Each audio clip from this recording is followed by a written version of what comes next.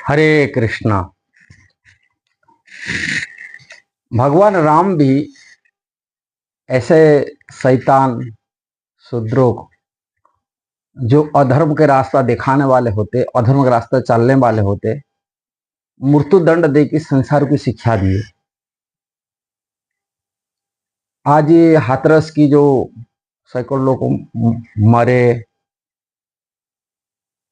और पाखंड धर्म फैलाने वाले होते, आज संसार में साधु ढंगी बाबा देखा कर, परमात्मा भगवान देखा करे अपने को, बोल करके अनजान देहाती लोगों को फंसा करके उनसे पैसा कमा करके अपनी ऐसी करते हैं। विशेषकर युवती लड़कियां का, युवती स्त्रियां का ये सील नष्ट करते हैं, उनको अपवित्र कराते हैं। किंतु संसार को दिखाते हम बाबा है, और धर्म की बाबा तो नहीं कहते, भगवान भगवान बलि माना करके। मैं यहाँ कहता हूँ सूरज पाल की कथा। जो सूरज पाल जो था, अब अपने को कई बाबा को भोले बाबा बलि संसार में दिखा हुआ करता है, और उनका अनुयायी उनको परमात्मा भगवान रूप में मानते हैं। और ऐसा लोगों को भगवान राम जी का शिक्षा है, उनको मृत्युदंड। रामायण के प्रसंग है आता है, अब वो प्रसंग आप लोगों को बताने के लिए जा रहा हूं। भगवान राम जी की लीला में आता है, ये उत्तराकांड में, जो 7 कांडों में रामायण का विभाजन किया गया, उत्तराकांड में एक प्रसंग आता है। राम जी के दरबार में बैठे हुए एक ब्राह्मण आकर के भगवान राम जी को कोसने लगे, बोलने लगे, मैं बेटा हूं, बाप है, किंतु एक पुत्र जन्म होते ही अकाल मृत्यु हो रहा है। ये राजा की कोई गड़बड़ है, ये राज्य में कोई अधर्म कार्य चल रहा है, जिसी कारण से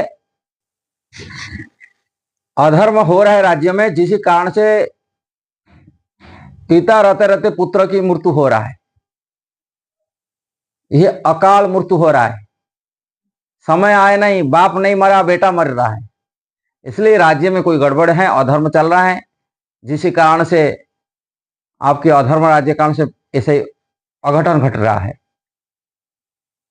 तभी यदि प्रजा के अंदर कोई विपत्ति आता है और राजा को दोष लग रहा है, राजा पे डिमांड किया जा रहा है। देखो, ये कॉलेज में तो सारी प्रजा में विपत्ति में है, यहाँ तो कोई राजा नहीं कि राज्य के शासन भी ऐसा नहीं हो रहा है, ये प्रजातंत्र बोले कहीं चल रहा है। किंतु तभी समय ये विचार होता था, भगवान कृष्ण की लीला में ऐसा ही प्रसंग भी आता है।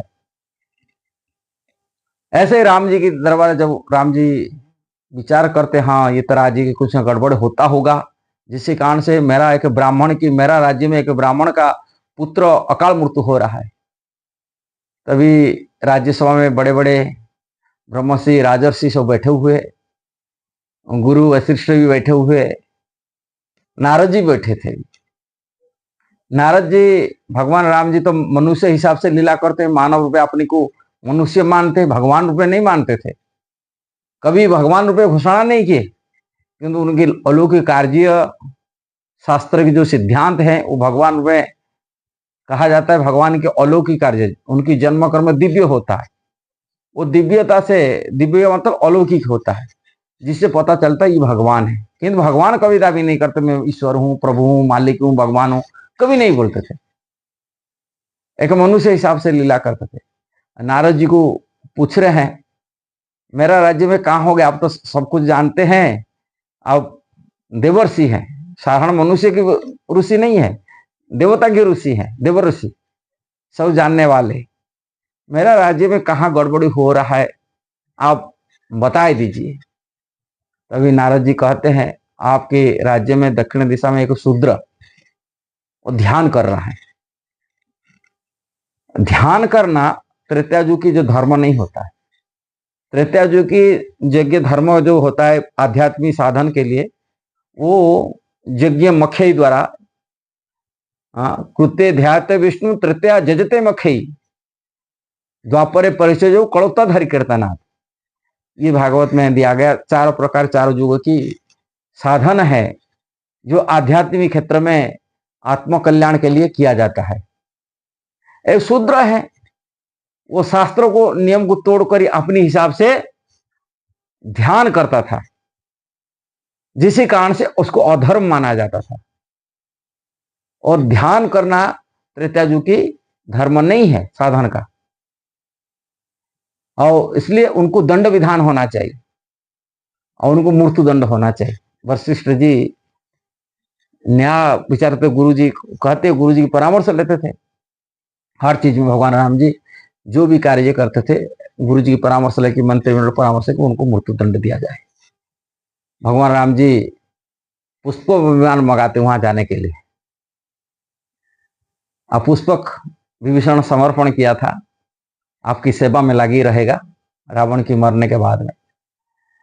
अब वो पुष्प विमान लेके भगवान जाते हैं, वो शूद्र जहां पर दक्षिण दिशा में पुष्प विमान, ऐसा विमान जहां पर वो वहां जाके पहुंच जाएगा। उनका नेविगेशन ऐसा ही बना होता है, जहां टारगेट यहाँ जाए पहुंचना, वो शूद्र जहां पता वहां शूद्र जाकर ही पहुंच जाए। भगवान को लेके जाते हैं, अब भगवान जाकर ही उनकी गला काट देते सीधा। अधर्म कार्य करता था। ऐसा ही अधर्म कार्य में पूरी परिपूर्ण केवल सूरजपाल नहीं है। पहले इतिहास में देखा जाता है हमारे भारत में ऐसा ढंगी बाबा की केवल संसार में कामिनी कांचन में फंसे हुए हैं। कामिनी मतलब स्त्री और कांचन मतलब धन, ये दोनों उनके साथ में सम्मिलित हो कि उनकी अपनी जिंदगी तो नरक ले रहे हैं, और ऐसे ही लाखों संख्या से, हजार अनुयायियों से गलत रास्ता में लेके जा रहे। लोग नहीं जानते, अनजानते परमात्मा क्या होता है, भगवान क्या होते हैं, परमात्मा के शब्दों का अर्थ भी जानते नहीं। इतना गांव के लोग होते अनजान में, मूर्ख होते, उनको पता नहीं होता परमात्मा का अर्थ क्या होता है, भगवान के अर्थ क्या होता है उनको भी पता नहीं होता है। ऐसा ढंगियों की अनुसरण करते हुए अपनी जब जीवन गंवा देते। इतना बड़ी कांड होने का बाद में उनके अनुयायी बोलते ही भगवान। इसी प्रकार के रामपाल की दशा यही था हालत। हरियाणा में, पंजाब में उनकी फलोरे ऐसे ही बनते थे, अज्ञान में उनकी फंस के रहते थे, उनको परमात्मा मानते। राम रहीम को मानते थे, आसाराम के बापू को आदित्य को मान रहे, वो जेल में फंसा हुआ आदित्य को मान रहे, कृपालु का चेले लोग आज भी मान रहे, उसको भगवान मान रहे। क्या कहा जाए, ऐसे कामिनी कांचन में फंसे हुए, और कितना स्त्रियों के सील को नष्ट किए ये लोग। जो पाप की घड़ा भरता है उनको जाना पड़ता है, जेल जाना पड़ता है, न तो दंड विधान होता है, पुलिस डंडा लगता है। किंतु सरकार उसको कार्य साधु नहीं मानना चाहिए। ये साधु को नाम, ये ढंगी है, साधु फाधु कुछ नहीं है, ये कोई बाबा हुआ नहीं है। ये जो भगवान के नाम बना करके वो गोपी का ही बनाते, ऐसे ही आश्रम बनाता था, same to same, same case है। लड़कियां को सब 17-18 साल की लड़कियों को गोपी क्या बना करके अपनी भोगते थे। कृपालु हो कि से सूरजपाल हो, ये सब ऐसे ही किए, ये किए हैं कि आसाराम बापू हो, ऐसे रहो, ऐसे ही भोगे हैं ये लोग। लड़कियों को गोपियां बनाते, ये स्वयं कृष्ण बन जाते थे। हम भगवान हैं, भगवान कृष्ण गोपियां नहीं कि राजन डांस किए थे, जानते नहीं भगवान कृष्ण क्या लीला किए थे, कैसा लीला किए थे। भगवान कभी मर्यादा को उल्लंघन नहीं करते, शास्त्र के नियम को नहीं तोड़ते। जो भगवान लीला किए थे ब्रज गोपियां के साथ में, भगवान 7-8 साल के थे। जैसे छोटे बच्चे नाबालिग के बच्चे को आता है, बालिक नहीं होते। आज भी बच्चे स्कूल में बच्चे डांस करते हैं, लड़का छोटे छोटे बच्चे स्कूल में टीचर नचाते हैं, कभी उसमें दोष नहीं कहा जाता है। कहा 10-12 साल मनु संगीता की जाए, 8 साल 10 साल 12 साल के बच्चे को अंदर में कोई गलती करता है, उसको दोष नहीं माना जाता, दंड विधान नहीं होता है, उसको दंड नहीं लगता है, यमराज की दंड नहीं लगता है, पाप वाली कर्म नहीं कहा जाता।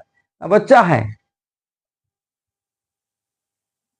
अब ये बुढ़े हो गए तभी उनकी भोग की वासना, इंद्रिय तृप्ति की वासना इतना प्रबल होता है, छोटे छोटे बच्चे का सील को नष्ट करते।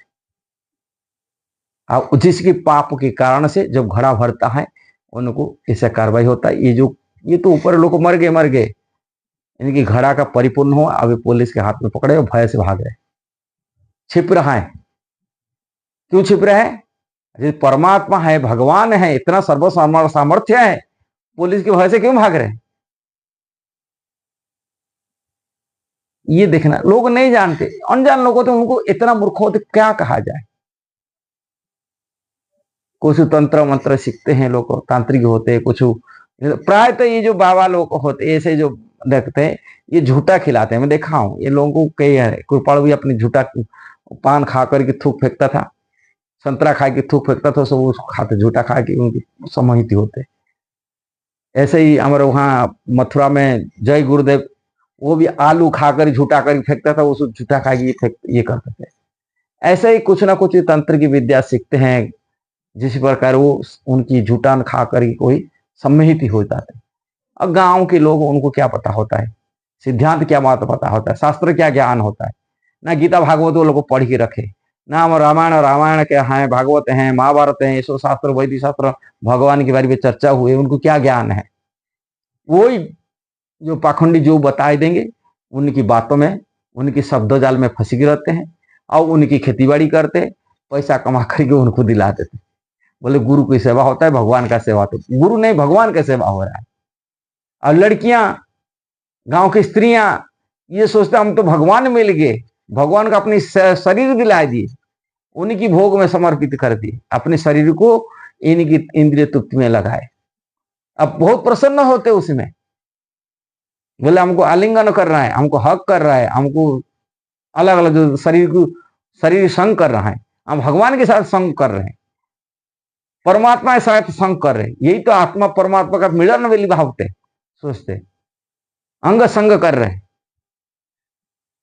ये विचार नहीं करते हैं ये परमात्मा की क्या होता है, कुछ भी नहीं मालूम है, अनजान में रहते हैं। अब वो अपने को मानते हैं हम बड़े भाग्यशाली भी मानते, परमात्मा की सेवा कर रहे हैं, किंतु परमात्मा का जो शिक्षा है, ज्ञान है, कुछ भी मालूम नहीं बारी में।